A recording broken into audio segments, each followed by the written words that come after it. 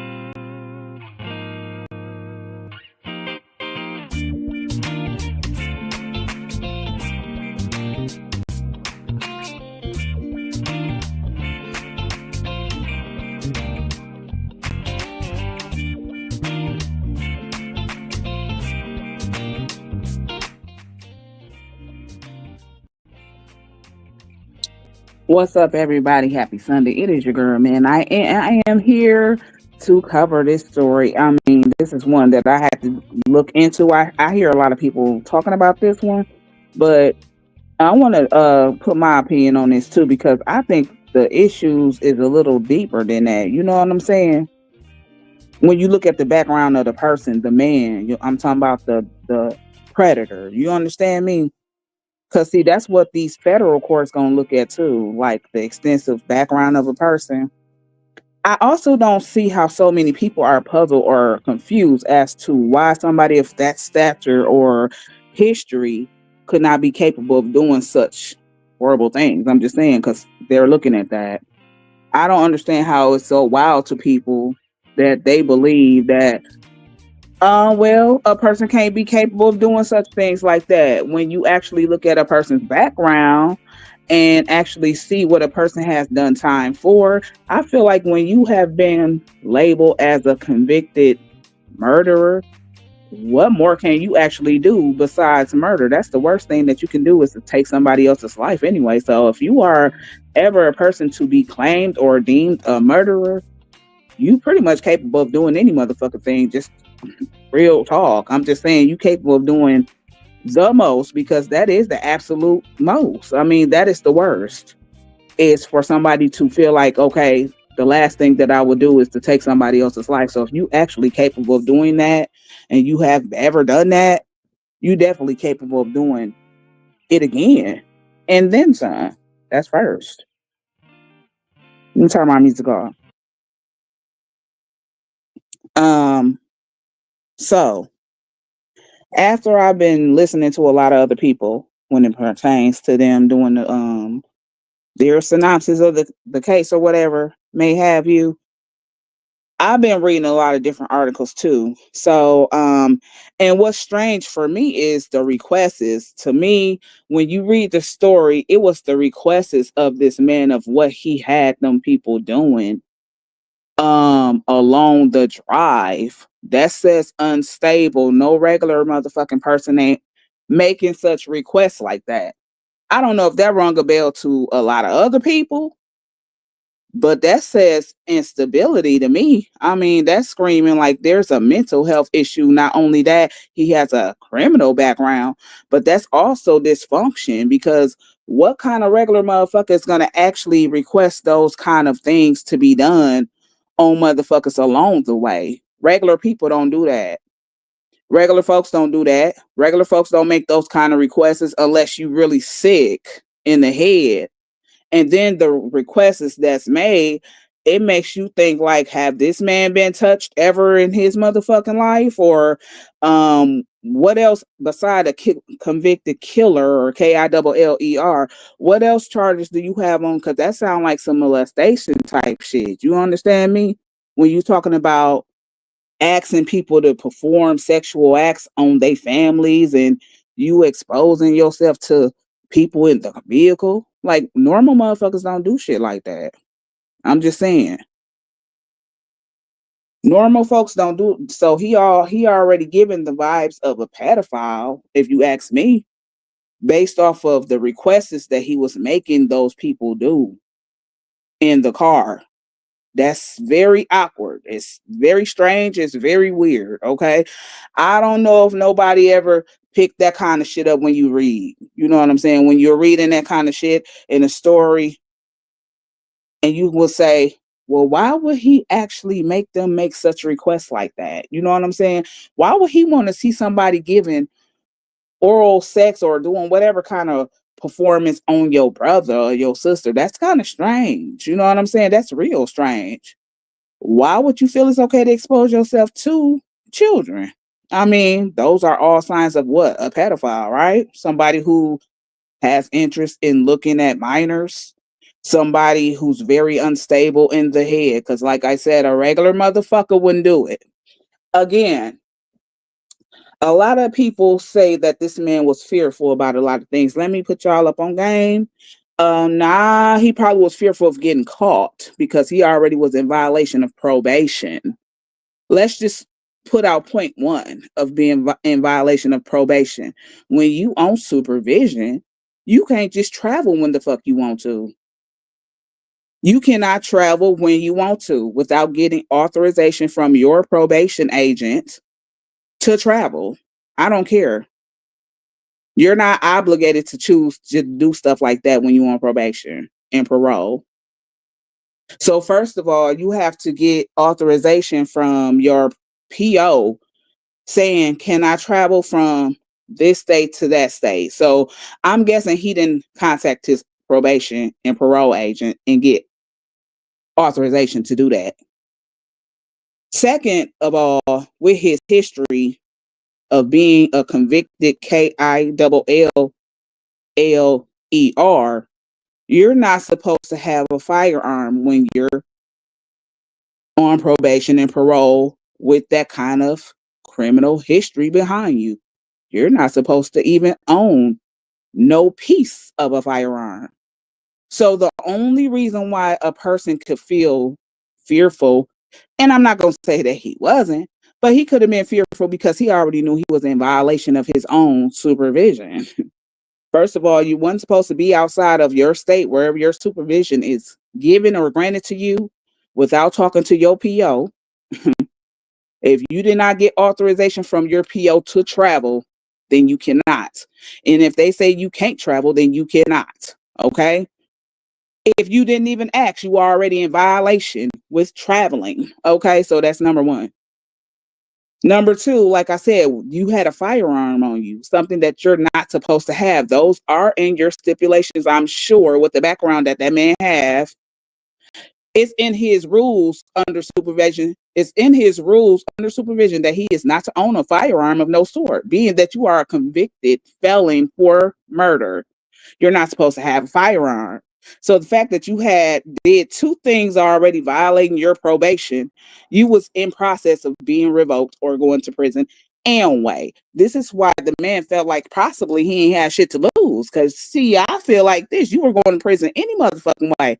You were already in violation of your parole. Traveling without authorization and having a firearm that you're not supposed to have. So you were going to jail anyway. Okay.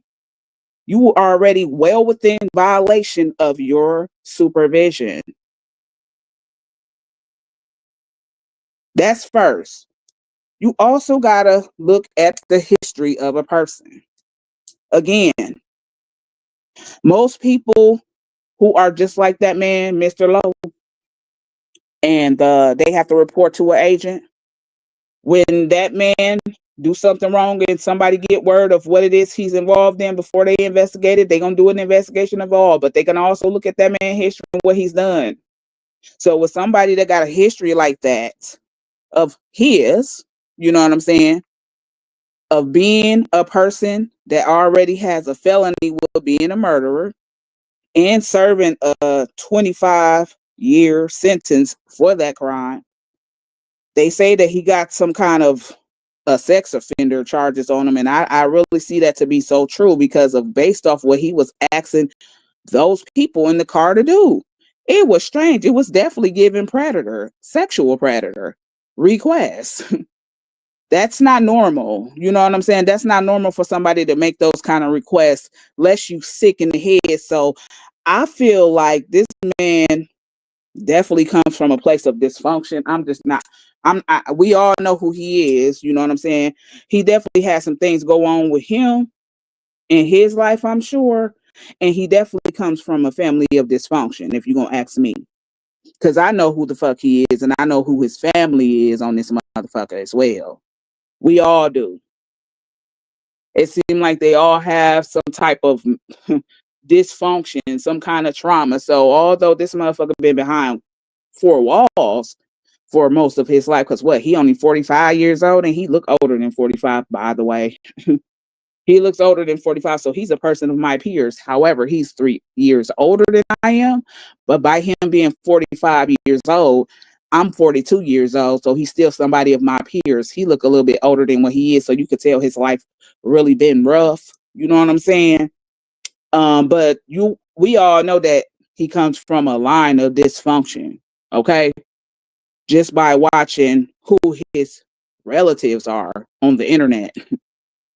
It's some inner demons that went on within their family line that every last one of them gonna have to deal with individually. But that's where the dysfunction is right there. You know what I'm saying? It's right there. How you doing, Miss Melissa? Good morning, honey. So again, let's go down here. This is now a federal case now, okay? So this is something that the federal is dealing with now. So like I said, a convicted murderer accused of kidnapping with a woman, two sons, and a brother at GUN point. Okay. Why is so many people wild about that with a man with a history like his? That's not surprising to me that a murderer could be also a person of kidnapping. It's not surprising to me that a murderer could be a person of sexual molestation. That shit is not surprising to me with somebody of that kind of background. I'm just saying that is the worst you can do to somebody, is to take somebody else's life. That is the worst. So if you are able to do that, you are damn sure capable of doing anything else under the sun, because that is the absolute worst. Okay. Now let's go down as I read. As I read here, this is some of the things that took place in the car, which I know a lot of y'all probably heard different stories and people covering it like differently. So have I. I've been watching. So there's been shots fired, performing sexual acts by the woman on her brother, punches to the children that caused broken wounds or bodily harm. This motherfucker had a past history of being a person to plead guilty in 1999, where he was served 25 years in prison for murder, right? Also, while serving his prison sentence, he was also a suspect in a stabbing that took place of another inmate. Okay, he was also a suspect to that. You know what I'm saying? So while serving his 25-year sentencing in prison, he was also somebody who was a suspect while serving time of stabbing another inmate. Okay. Um, it's just a history for me. I'm just sorry. So, of course, after serving your time, you're released, but you're released to your state, your Department of Corrections under supervision. Okay. Where now you're on supervision. So you really cannot choose to do things when you want to again. That's just the way that supervision works.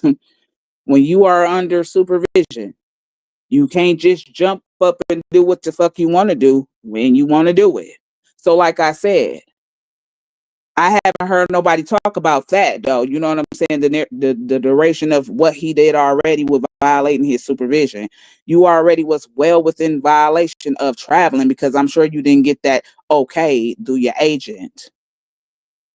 If your agent knew you had a firearm, you would have damn sure been locked up because I'm sure though those are also stipulations in your rulings in your paperwork saying that by you being a convicted KILLER, you are not to own firearms of no sort. So by you being caught with one, that's another violation of your supervision. You were going to jail anyway. You were going to fucking prison any fucking way. Just off them two. You violated your parole. Off of them two alone. Now let's go back to the incident at hand.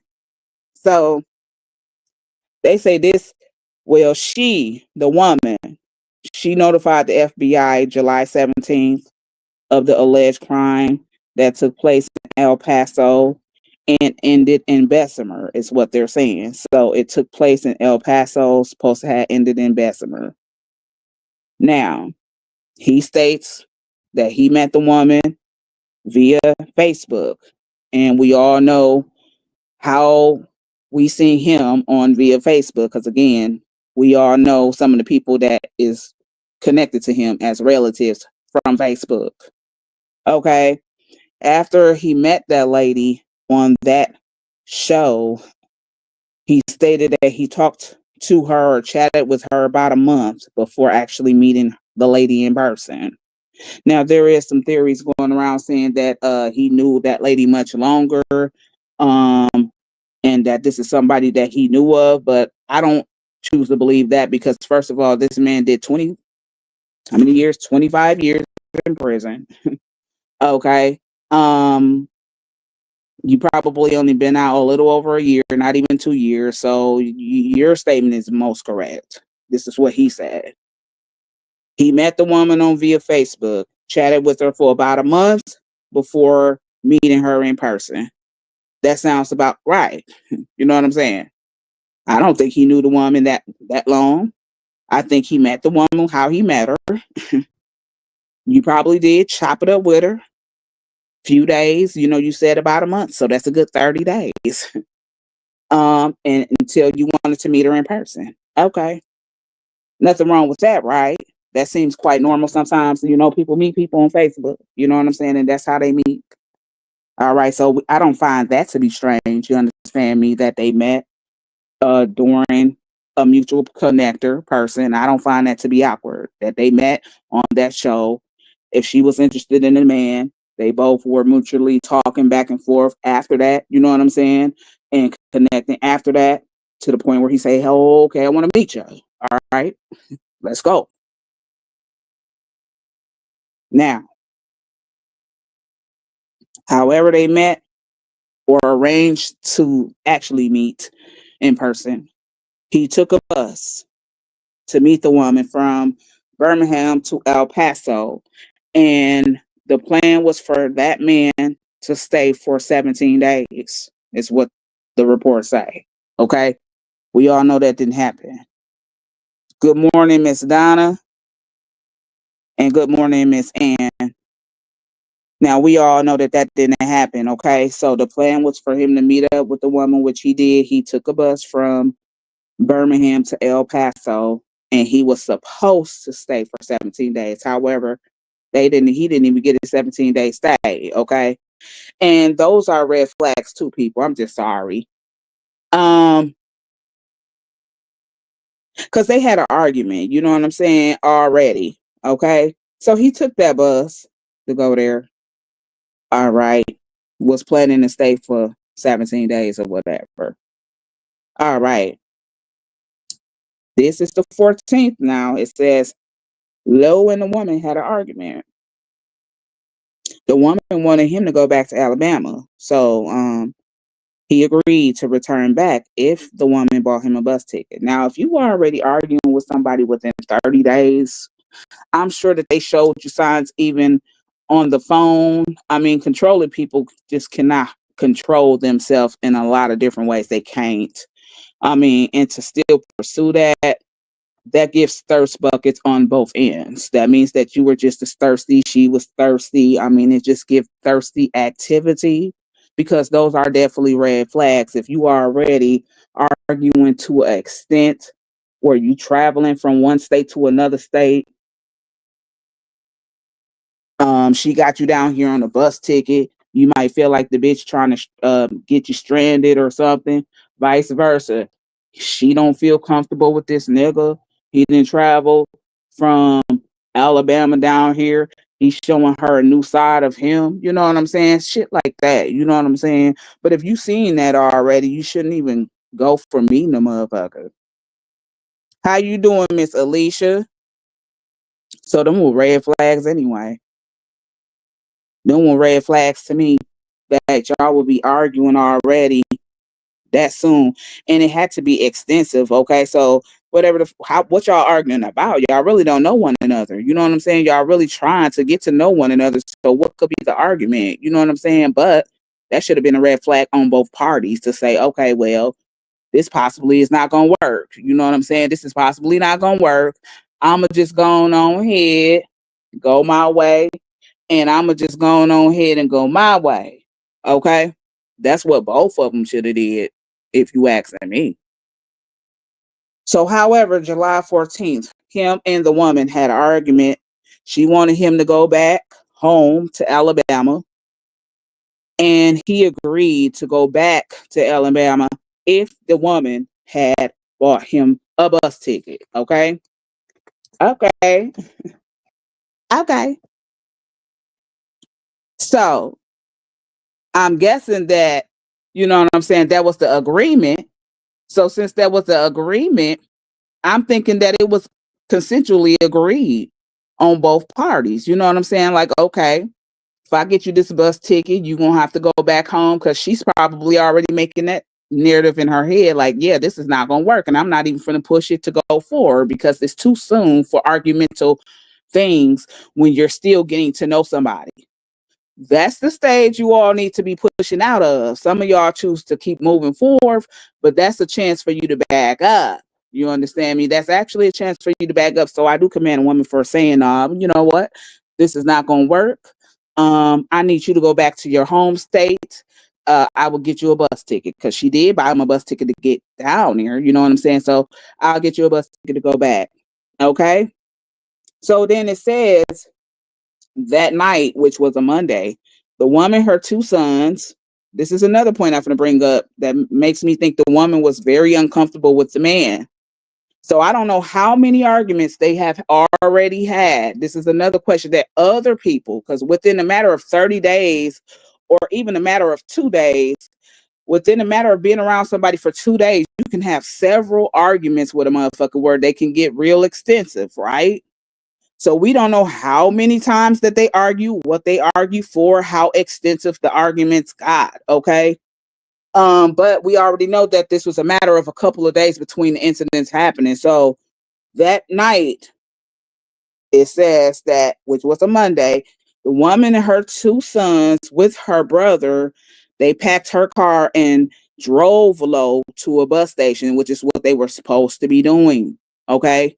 So they were supposed to be driving him back to the bus station. As I said, it was consensually agreed that you got to go back to Alabama. This is not going to work. So the woman was willing to drive him back to the bus station. Now, ask yourself, why did the woman feel like she had to pack her brother in the car? And why did she feel like she had to also take her children? She didn't trust or feel safe around him. So something must have happened to where she don't even feel safe with just being in the car with him alone and her children. So she felt like she needed to have her brother with her while transporting this man, because she probably don't feel comfortable with the man. And we can't say that she actually do feel comfortable with the man because none of us actually witnessed their arguments, right? None of us actually witnessed how extensive those arguments got. So who's to say that she don't feel comfortable with being in the car by herself with her two boys and that man? Because it could have been a lot worse. Okay. And I'm sure that she also know of his extensive background, his criminal background, because he's a criminal. We got to call him what he is. He's a criminal. Okay. So the fact that she asked her brother to get in her car with her while transporting this man back to a bus station is a red flag, saying that she fully do not feel comfortable around the man. I would have never had my children, though, in the car. You know what I'm saying? My children, I would have arranged for them to be somewhere else. But then again, she probably felt like this, that he probably would not harm her or her brother if her children is in the vehicle. But you cannot put that past criminals. I'm just saying you cannot put that past a class criminal. You can't put that kind of behavior past a class criminal. So, you know, some people would be like, oh, well, they won't hit me in front of my children. If I have my children here, they won't do nothing to me. No, some of these motherfucking people do not care about children being around. If they feel like they're going to do what they're going to do it, whether children around or not. So she probably was feeling like, I'm definitely going to have my brother in the car because I need a male figure here. I don't trust this man. I want to put my children in the car because maybe he will have some leniency for us in the car because the children is in the car. But again, some people do not give a fuck about children being around. I'm just saying. They still going to do what it is he or she want to do, whether children are present or not. Okay, this is what I'm saying. So however, they're all traveling back to supposedly the bus station. Now, this is what they're saying in the reports. They're saying this is what made Mr. Lowe mad. Okay. They're saying this right here. Hold on, who I see in here. How you doing, Miss Destiny? She says, hey, beautiful, good morning. How are you doing today, beautiful? I'm doing fine. How about you? Everybody speaking. Yes, don't trust nobody.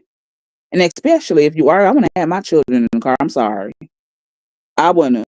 I mean, I wouldn't be able to trust a motherfucker. But again, some people do think like that. Like if you keep your children around, a person may feel safe because they may say that your abuser or the predator may not harm you if children are around. And some predators do think like that. Like, okay, her kid's right there. I'm not going to do it. But some of them don't give a fuck. You know what I'm saying? They just do what they want to do anyway. And in this case, this man didn't give a damn. So he went on to proceed. Now, so they all in the car. He was also sitting in the back seat of the car with the two young boys. Okay. While the brother sit in the passenger seat, she's the driver. Okay. So that's the picture of the car. So you have the woman driving, you have the brother of the woman in the passenger seat, you have the two sons in the back, and you have Mr. Lowe in the back with the young children. Okay. Now, the woman stated this to him. She's going to buy him a ticket for the following day, but however, it will require the man to spend the night overnight at the bus station. So they're saying that with her making that statement, that she's going to get a ticket, she's going to get him a ticket for the following day. So however, she's still finna drop his ass off at the bus station, okay? I'm going to buy the ticket, however, for the following day. Maybe that's the only ticket that was available. There was no more tickets for the man to get back home that day. So she will have to purchase one for the following day, which will be the next day. However, you will have to sleep here at the bus station. Now, he should have took that like P. Diddy. You should have took that, because especially when you knew that this shit was not going to work. What was was problematic about you sleeping at the bus station? I mean, all of this shit could have really been avoided. All of this shit really could have been avoided. She still was willing to give you a ticket back home. However, the ticket was going to be for the following day, which would be the next day. Why not just take the ticket and sleep overnight at the bus station? Why not do that? Okay. So they say that he got irate about the woman's response about buying him a ticket for the following day and him having to sleep overnight at the bus station, which is they're saying that that triggered the man to do all of the things that he chose to do within that day. That's bullshit to me. Because, like I said again, you were already knowing that you were already in violation of probation. You should have done that. You should have done just that. You should have let her take you to the bus station. You were worried about being caught up by policemen or anybody else that could have possibly caught you, because maybe you was already on the run of your PO. Maybe you already had a warrant out for you. Maybe your PO already had a warrant out for you and you don't want to linger around in public because you may get picked up by police. They may come ask you questions, run your name, and figure out that you are wanted because your PO put something out on you. Okay? Because, I mean, maybe you weren't even in compliance with seeing your PO regularly. Who knows? He probably already had a warrant out for his arrest with his supervision being violated. Okay. So, of course, the motherfucker don't want to be in no public motherfucking bus station. Of course, the motherfucker don't want to sleep on no motherfucking bench. Because if the police or security approach him and he looks suspect, listen, and they feel like they want to call the law, you know the law gonna question him. You know the law gonna run his name, right? They gonna figure out the motherfucker on probation, the motherfucker in violation, because the PO already got a warrant out for you. He probably already had warrant outs for him with his probation being violated. And then you already know you well within violation being in another motherfucking state already, and you got a firearm on you. And you got a firearm on you, and you ain't supposed to have it. Okay. So the motherfucker should have just been chill, slept at the motherfucking bus. You should have remained low key, brother. You should have remained low key. Okay, knowing that you are a motherfucking client of supervision, you should have remained low key and stayed out the way and just took that ride back to Alabama. So instead of him wanting to do that, he demands that this lady drives him home, and this is where they are all held at GUN point. Okay. Because you don't want to really be overnight at no bus station. And you can't really be very choicy about that because you came down there on the bus. You got down there on the bus, bruh. What's so bad about you getting back home on the bus? You came down there on the bus. You know what I'm saying? You came down here on the bus. What's wrong with you getting back home on the bus? You came down here on the motherfucking bus. But you already know you was well within your violation mode. You already knew that you probably weren't in compliance with your supervision, bro. Your PO probably had a warrant out for you already. You didn't want to seem suspect to them people at that bus station because they TSA just like the airport. You didn't want nobody walking up on you. You didn't want nobody asking you no questions. You didn't want nobody calling a popo. You didn't want the popo to run your name because they was going to know that your ass was foul and you were going to be apprehended in. Okay? You should have just remained low key and took the bus ride, bruh. But instead, you want to demand, no, you're going to drive me home. And you have everybody at genuine point. You already fucked up. But again, this man felt like shit. Ain't got shit to lose. I was going to prison anyway. You know what I'm saying? I was going back to prison anyway. Okay, I ain't got shit to lose. So listen, you finna take me home. I don't care if I gotta put a GUN to your head or whoever else head. You're taking me home. This is what the man is giving. His energy is like that now. So the narrative has switched now.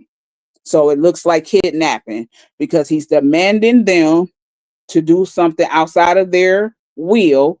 She wasn't willing to drive this man home. She was willing to take him to a bus station. She was willing to leave him there. He didn't want to do that. So he demanded, knowing that he had a firearm, that she drive him back to Bessemer, Alabama. Okay.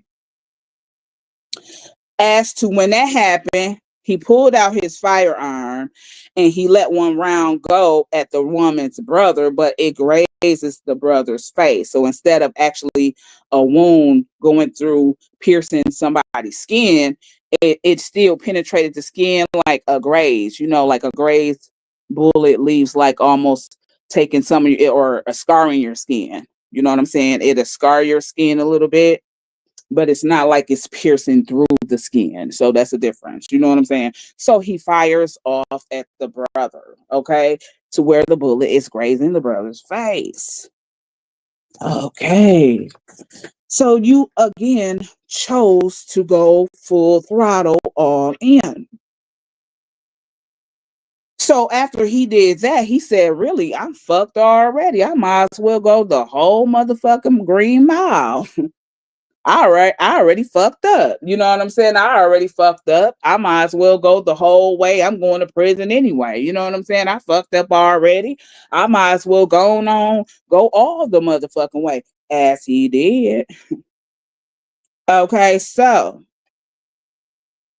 after he takes out his firearm and he lets one round go on the woman's brother and it grazes the brother's face, he then points the firearm at the woman's head, demanding her to drive him back to Alabama,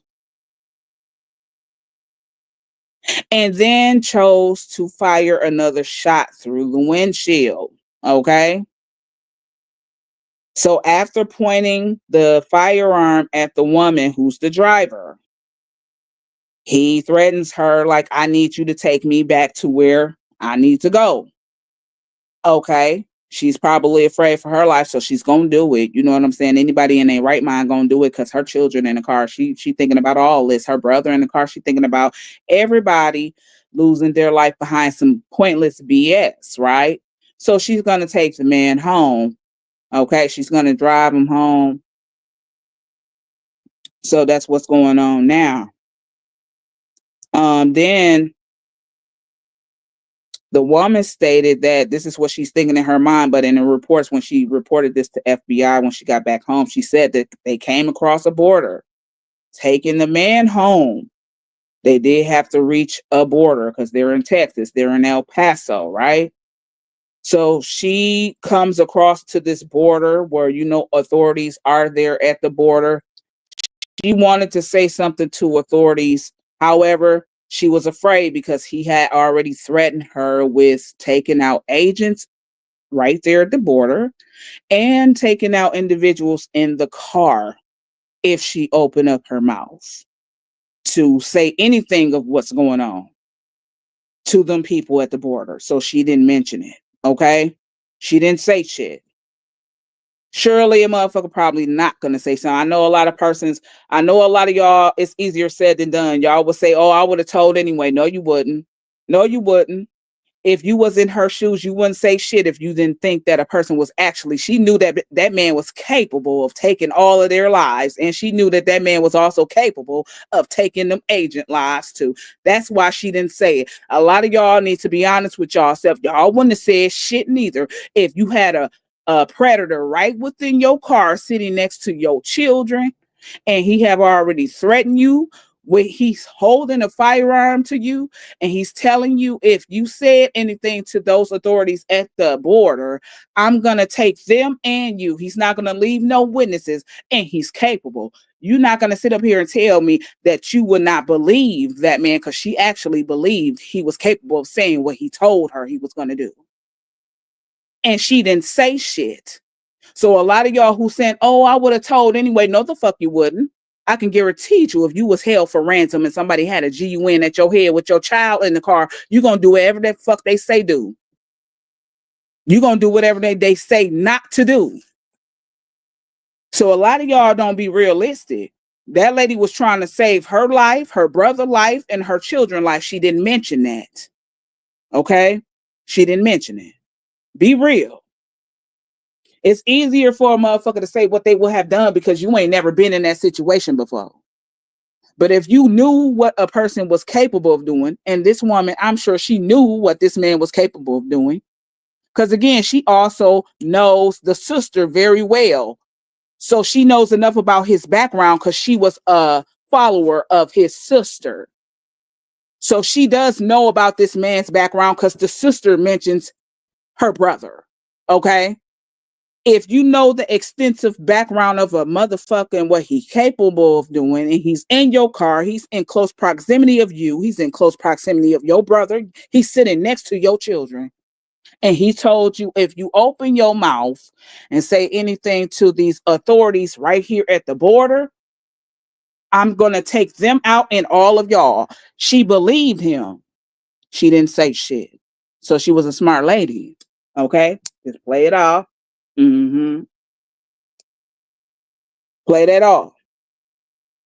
Good morning, sis. The Lowe story. Have you heard about that? It's nationwide. I'm talking about this man, Larry Lowe, and what he did.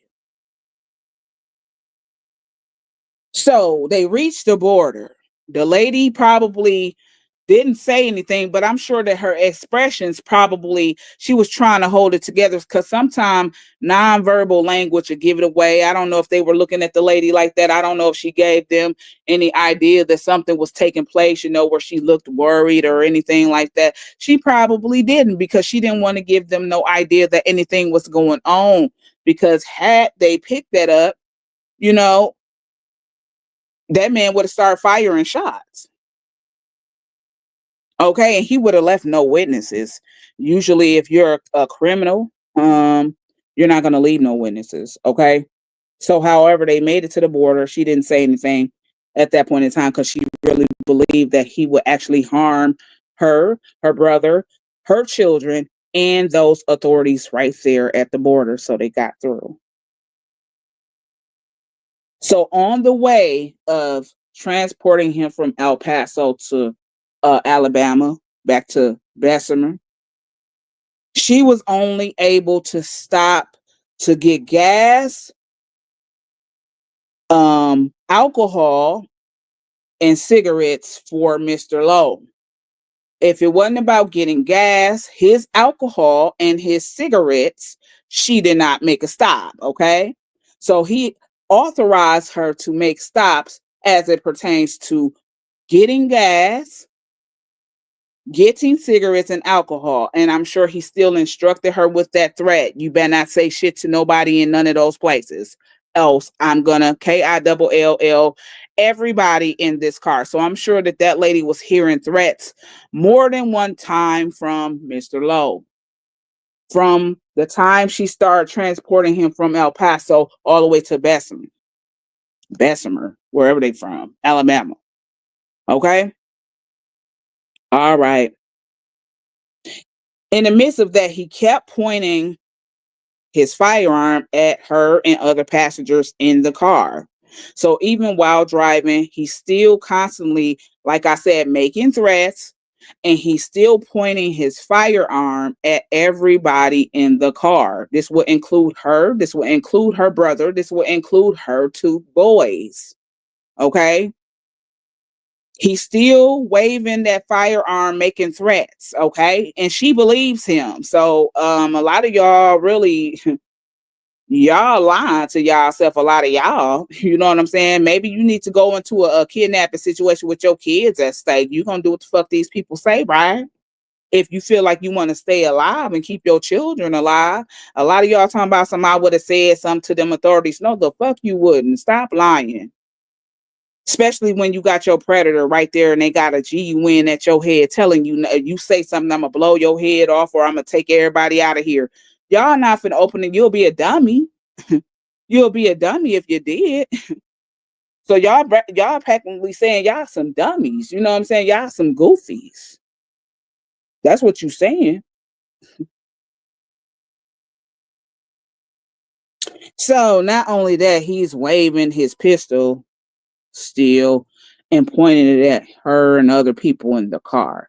He even goes so far to make a threat to her, saying that I'm gonna blow off your son's kneecaps, both of them.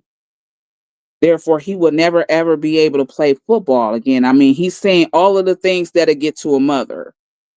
The mother knows her child has a love for sports and football. He's threatened to take this boy's kneecaps. both of them.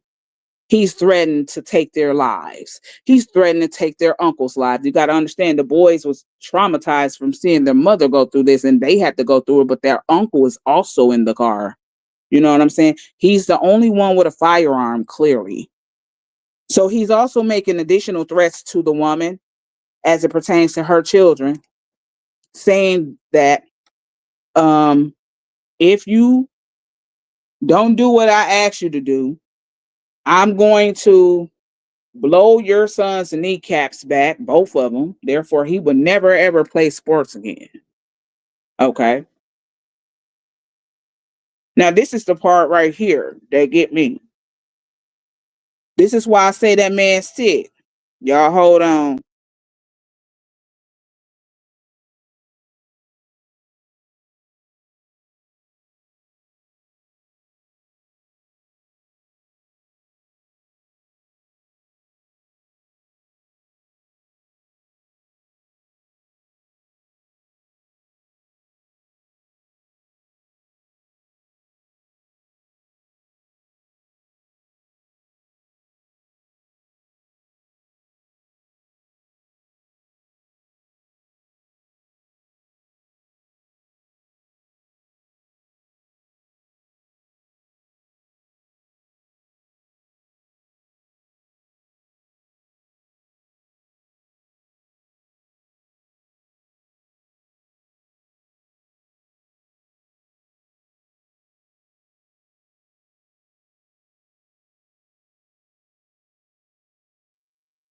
Okay, now back again.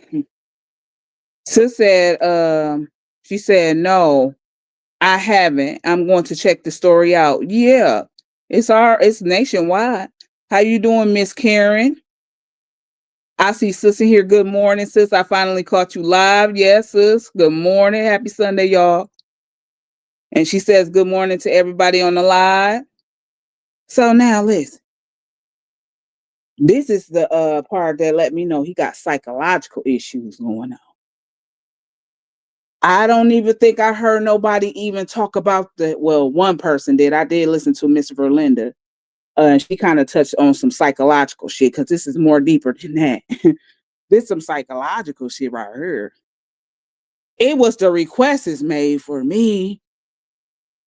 Again, when a motherfucker with a record like that motherfucker capable of doing anything, you already been convicted and deemed as a murderer. You pretty much capable of doing anything, my guy. Oh yeah, yes you are. I don't understand why your family know that. Your family knows that too. They know you capable. They know you fully capable of it.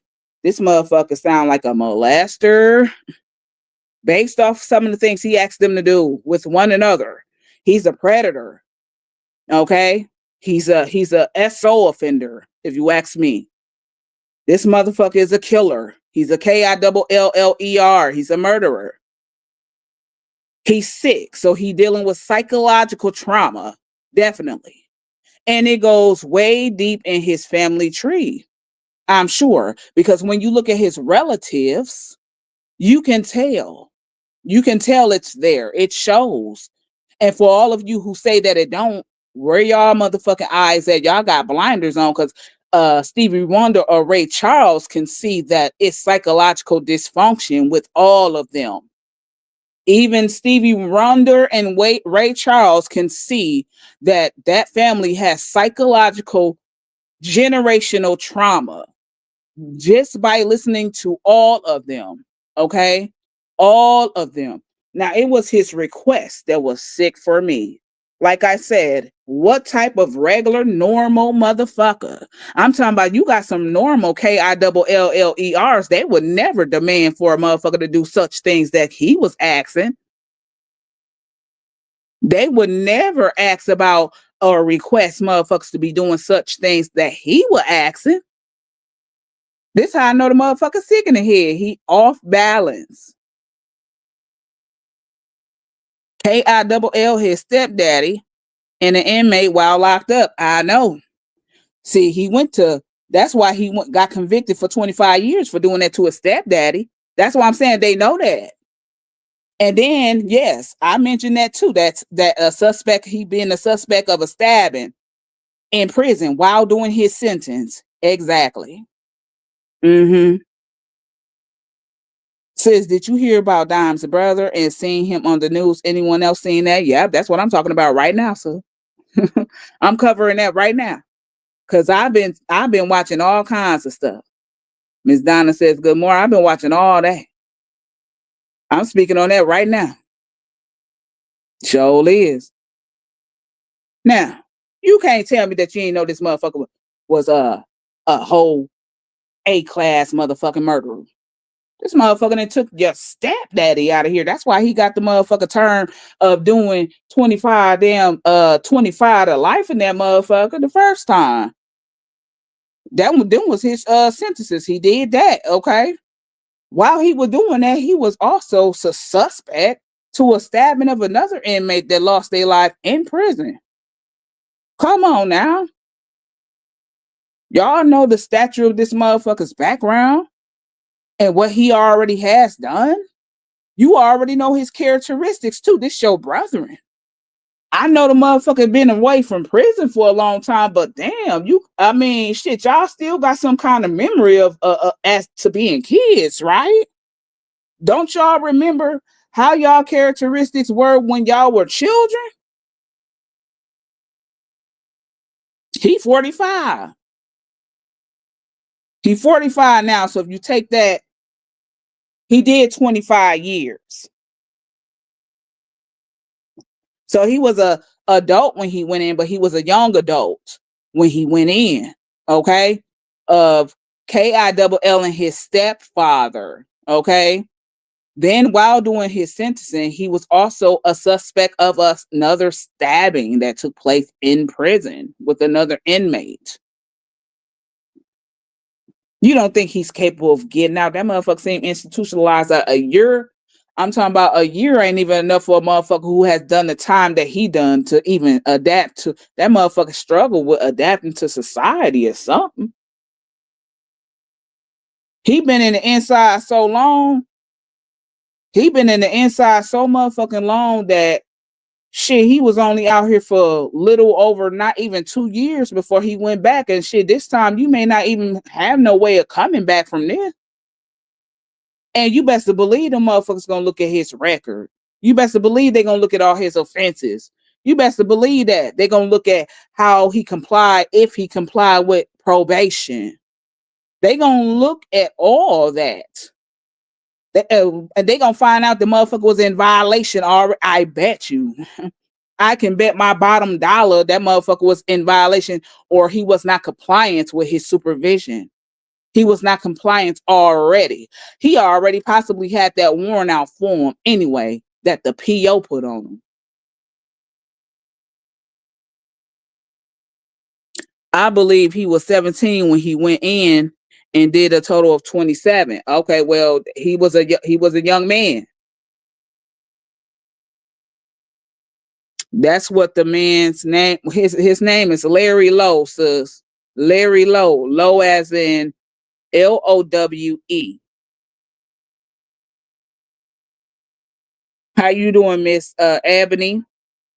I can guarantee you he was already with a warrant on him. Straight up. Before this shit happened. That's why the motherfucker was worried about being caught. It wasn't worried about nothing else. He was worried about being caught by authorities because he already know he in violation of his parole. He was already in violation of his parole.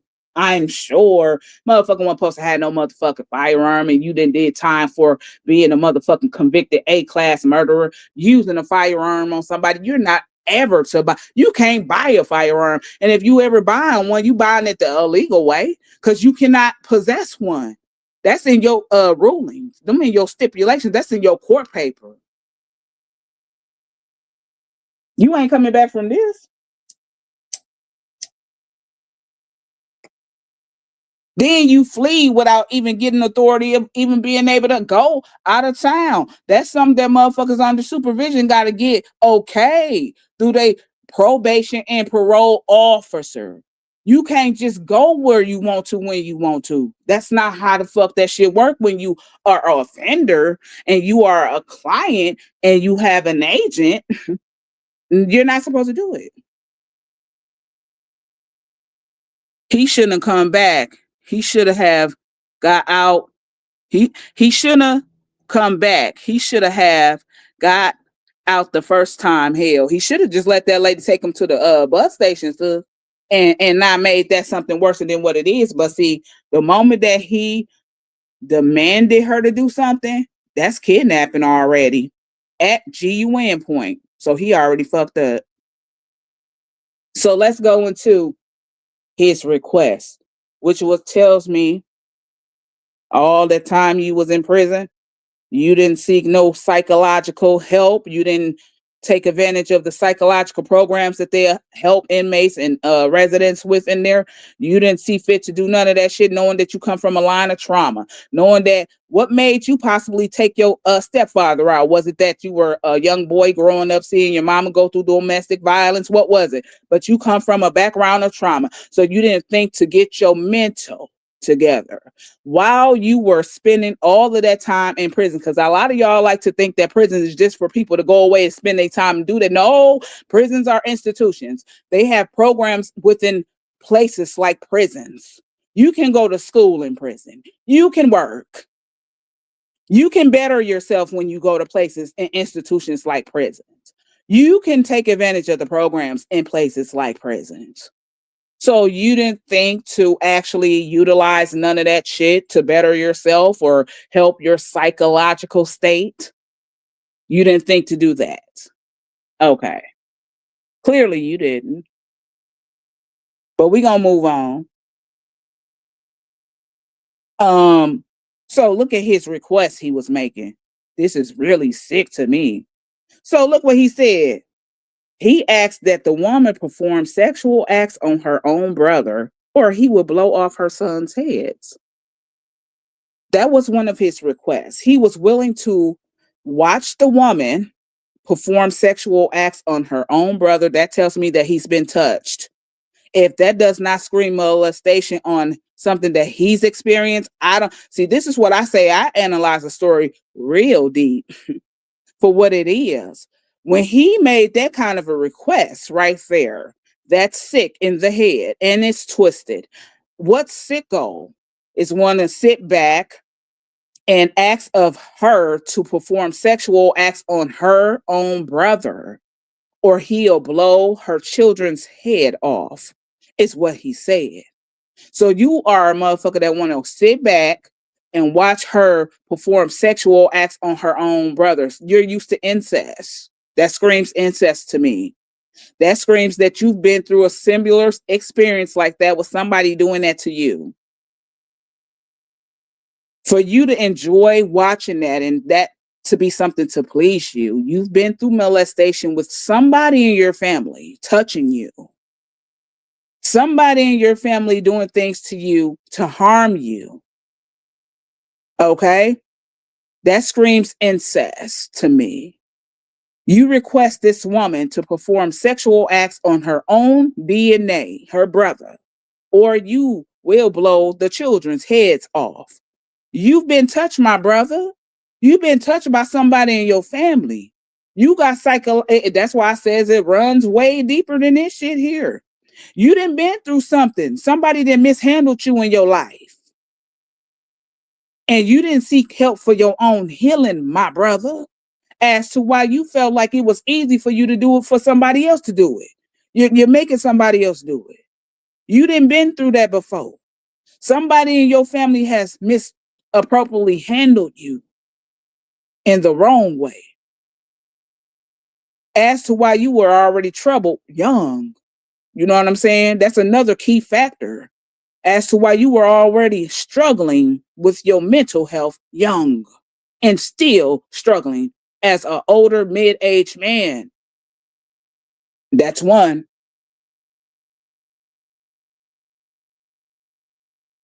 The next one, when the woman was in between stopping for gas, alcohol, and cigarettes, this man also poured alcohol on the woman and threat to burn her or light her, you know what I'm saying, burn her hair. He was also burning her with cigarettes, is what the story said.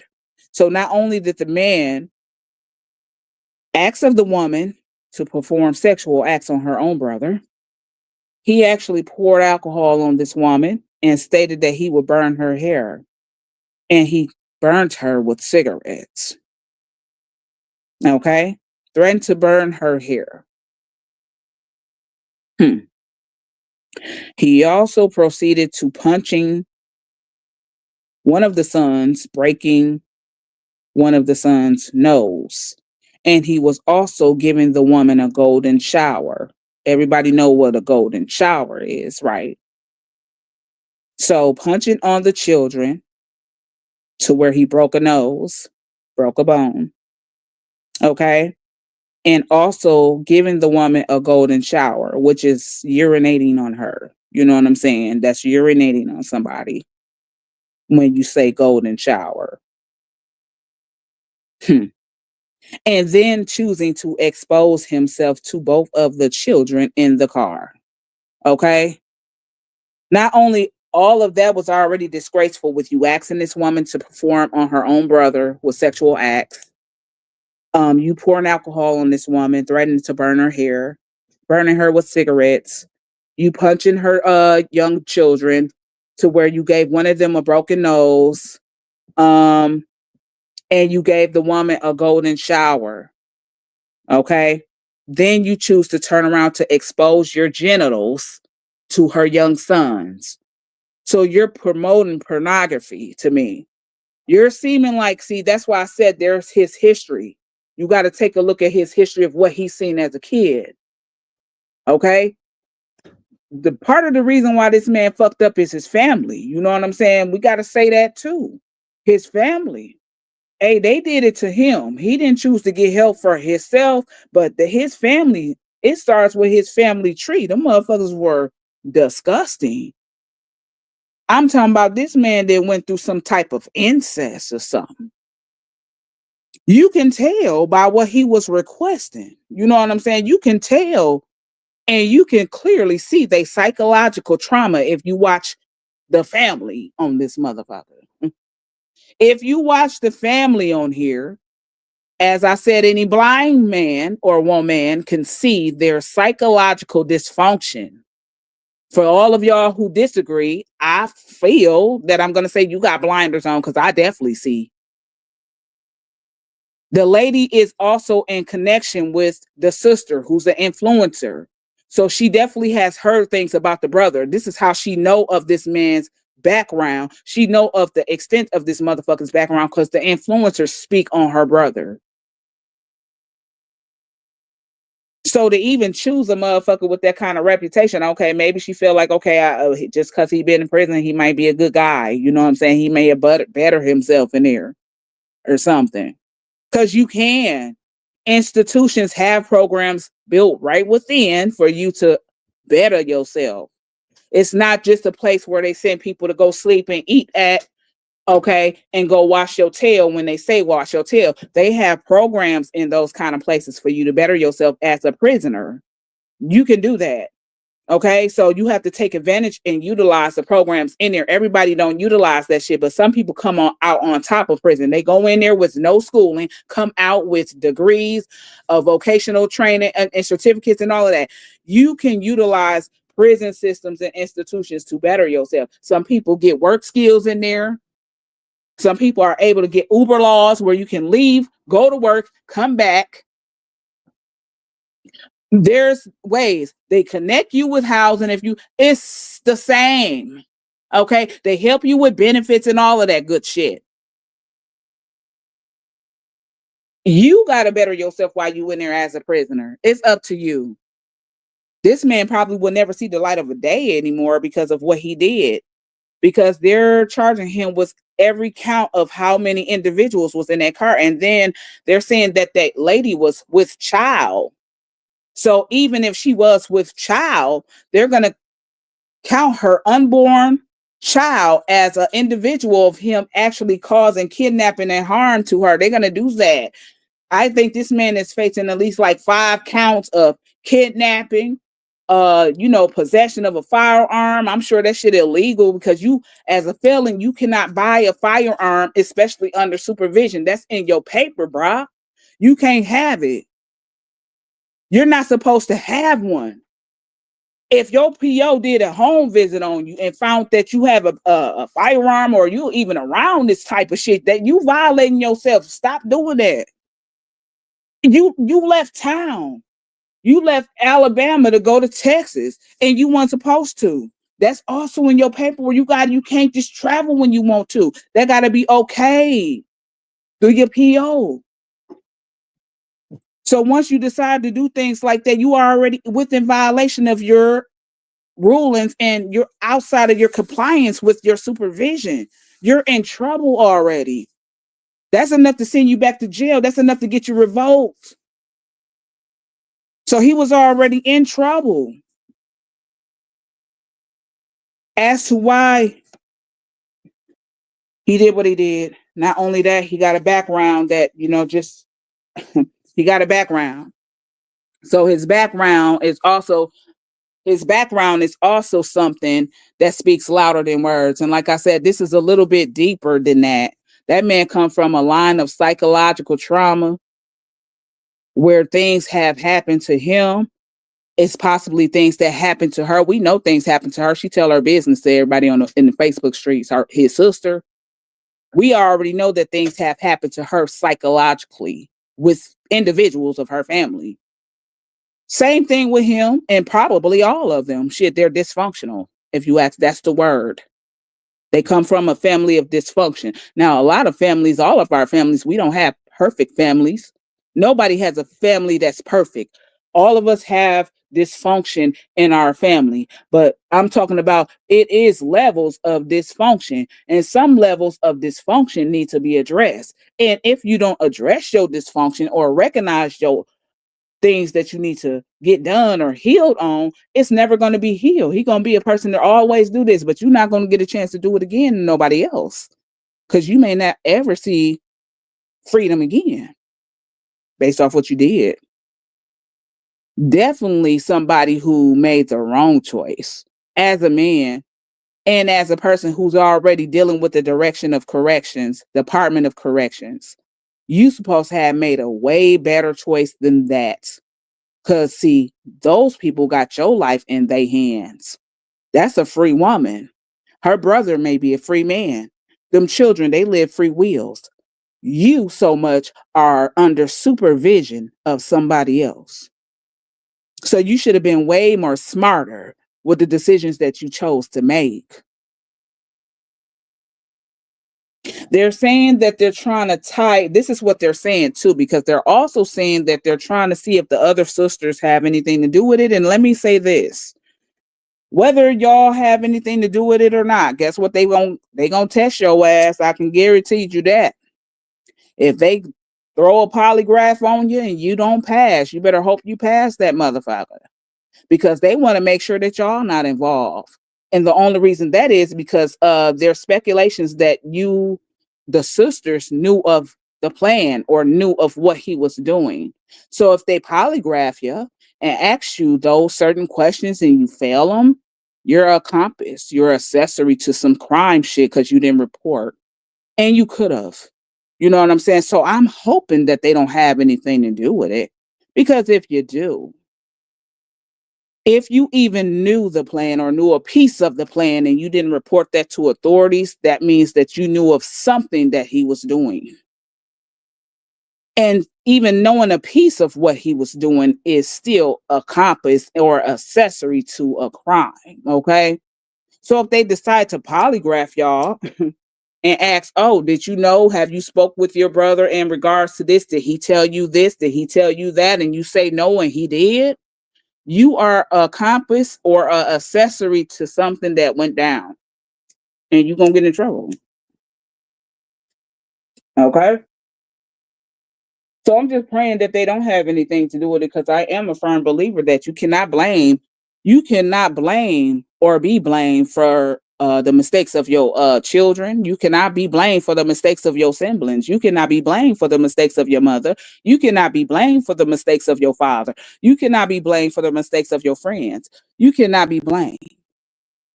But they want to know, since you were in communication with this man en route while he was doing what he was doing, and he stopped at one of their homes, they want to know if you knew anything. And that's really it.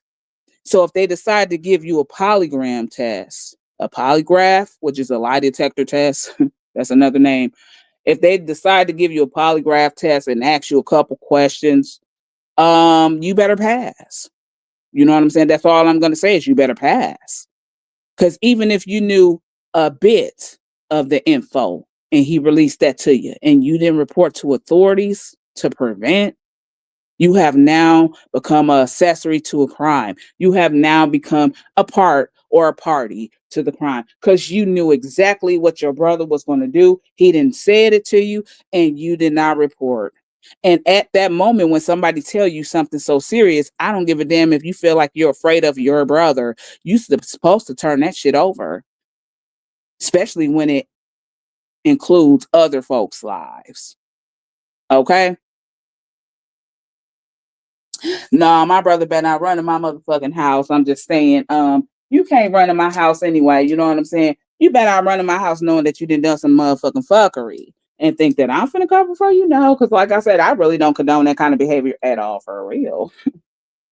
I don't condone that kind of behavior for real though. You know what I'm saying? So therefore, you better not come to my motherfucking house. I better not know nothing about it because first of all, you tell me anything that you doing, you better keep that motherfucker shit to yourself. Because if you told me anything that you were doing that also included other people in their lives, you best believe your ass getting down. Uh-uh. Don't come to my motherfucking house. I'm a mandated reporter, so I can't even do that. I'm a mandated motherfucking reporter. All right. So first of all, that will never be something that's gonna ever happen. Cause I'm a mandated reporter and way. You understand me? Well, they want to know if the family known because see, in the middle of it, he stopped at one of his sister houses. He stopped at one of his sister's houses while all them people were in the car, right? They want to know because he had communication with both sisters. He called one of them and he stopped at one of their houses. Now they want to know if they knew anything. They want to know if they knew anything of what was going on or did he say anything to them? Because if they knew anything and then report to the authorities, they are just as part as a compass or an accessory to what went down. Mm-hmm.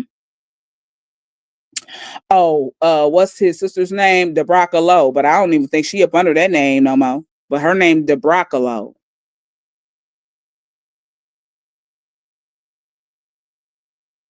They want to know if they knew anything about it because see, one thing about it is he did connect with both of them. He went to one of his sisters. He went to one of their house with all of them people in the car. Okay, and then it was also in the report that he made a phone call to another sister. So they want to make sure that neither one of them people knew of what this man was doing with all of those people in that car.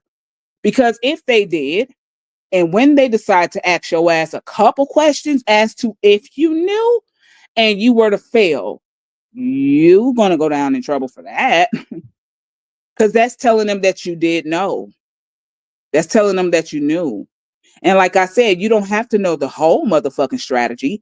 You don't even have to know the whole motherfucking plan. It could be a piece of the plan. The point is you didn't report when he told you whatever he told you. And that's just simple as that. That is my opinion. I feel like dude sick as hell. Okay. I really do feel like he's sick as hell. I'm gonna say that I feel like dude struggles psychologically like all the rest of them. Yep. That shit runs in they motherfucking family tree. Okay. They deal with psychological issues that all of them need to address. Okay. In order for them to be their better versions and their better selves, they even while he in prison, I hope he see fit to first find the Lord, okay? Find the Lord. And then once you find the Lord, see fit to become a better version of yourself, because I do understand that if that kind of trauma happened to him, he didn't seek help for it. So this is why he's actually inflicting that on other people. That would be the same kind of advice I would actually give her. Like, y'all got to acknowledge that y'all got issues. You know what I'm saying? Because a person who don't acknowledge their issues or traumas, they feel like there is none. And so if there is none, they're not going to seek to fix none. You know what I'm saying? But you got to acknowledge that you need help. You got to acknowledge that there's a problem. That's for the family. That's even for y'all children. Because, I mean, what do y'all think y'all really doing to y'all children for real? You know what I'm saying? When you come from that line of psychological trauma, y'all really not benefiting y'all children at all, because y'all not even benefiting your own mental health. You're not even checking into your own mental health and getting the help you need to seek to go through life for you. So how can you not show your offsprings some of the dysfunctional behaviors that you've experienced in your life? This what's going on. I don't think that man has children though, but for the sisters, y'all need to think about that shit. For the sisters though, if you got children, y'all only gonna repeat a generational cycle if y'all don't actually see fit to fix y'all hurts, face y'all traumas head on. In order for you to actually get over trauma, you have to, I know that shit may not be easy for nobody, but you got to be able to actually face your traumas though. You got to actually see your own traumas. You got to actually acknowledge your trauma so you know what kind of problem to fix. When you feel like you just a normal motherfucker walking around here and you ain't got no motherfucking struggles or demons deep within you, you not even finna try to fix or correct what demons you have because you feel like you don't have none. That's for y'all. That's my advice to y'all.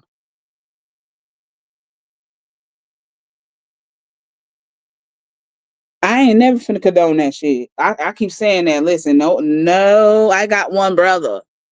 Okay. Mm-hmm. My brother used to be on supervision. I say I'm glad that my brother is not the man that he used to be. I'm glad that he did change. You know what I'm saying? For the better. My brother actually did what he needs to do to get up off supervision. You know what I'm saying? And he corrected a lot of mistakes that he made. And I mean, don't get it twisted. My brother is a family man, so he gonna protect his family. And so he won't mind sitting down or going back for his family, especially if his family is at risk. My brother gonna do that, as we all should, because that's the only way I'm going. That's the only way I'm finna sit down. That's the only way I'm gonna sit down. Is if I feel like my life is at stake, my family life is at stake, I have a right to protect me and mine.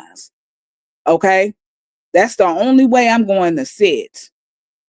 But to be doing stuff to that extreme, no. And like I said, we all come from a stream or some sort of dysfunction, but there is levels of dysfunction that some people just don't deal with. And if you have ever been down the line of trauma, you need to face your traumas head on.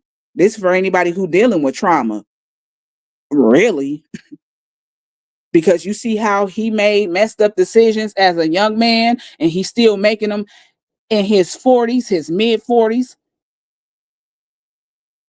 That's going to be because of what he went through and he never correct. He never corrected. He struggled with knowing how to create boundaries with women because you ain't been with a woman long enough to even know how to interact with a motherfucking woman. You've been behind bars. You've been in the inside too long. So you really don't know how to even adapt to a woman fully. You probably struggle with parental issues that you had dealt with as a kid. So it's a lot of things there. You dealt with some damn level of molestation too and incest too, because what motherfucker would actually like to see another motherfucker perform sexual acts on his or her brother, their siblings, and you sit back and watch that sick shit? You've been through that before. Somebody violated you. Somebody violated you. Y'all got to fix y'all traumas. Simple as that. That is the word. Okay. And that is my opinion on that. That man is done. He's a dunner. That man is a goner. They're shutting the sale on that motherfucker and they're throwing away the key. Simple as that. Now, for your family, for your siblings, we all know y'all motherfuckers struggling, especially one of them. You need to not put so much of your info on this motherfucker. Okay? You definitely need to seek some help for you. That's for sure. Because, see, you destroying your young children's mind. Young. Okay? I'm talking about young. The shit I seen the other day, I just shook my head. What I seen your young daughter do the other day, all I could do was shake my head for real. Y'all need to face y'all traumas head on. If you do not face your traumas head on, if you do not acknowledge your own traumas, if you do not acknowledge your struggles,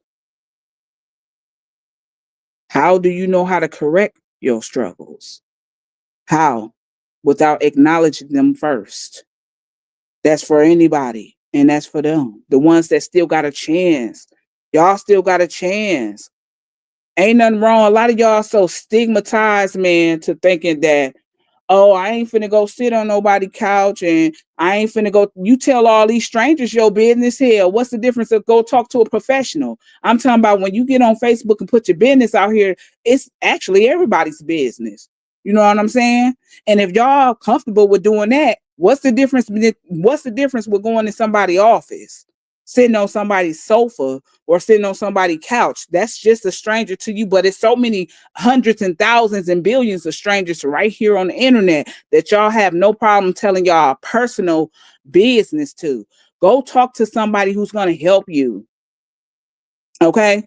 Go talk to somebody who can actually seek and guide you with the best strategy, best methods on how to apply new methods to your life as to dealing with your own traumas. Because like I said, I feel like a lot of them been molested.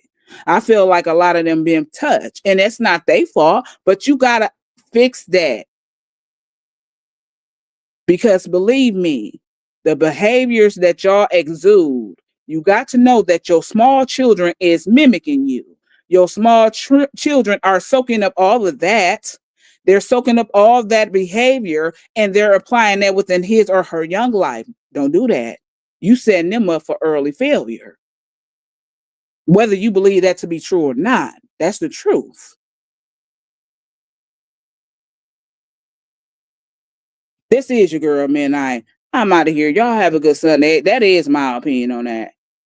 I think dude is very goofy for a lot of the things that he did. A lot of the choices that he made, being a client under probation and parole first. First being a criminal, let me do that first. First being a criminal with the history and the extensive history as a criminal you have, that's number one. And then being a client of probation and parole, that's another. And then to just go all the way in for the gusto is another. And now your life is completely done. It's over. Okay?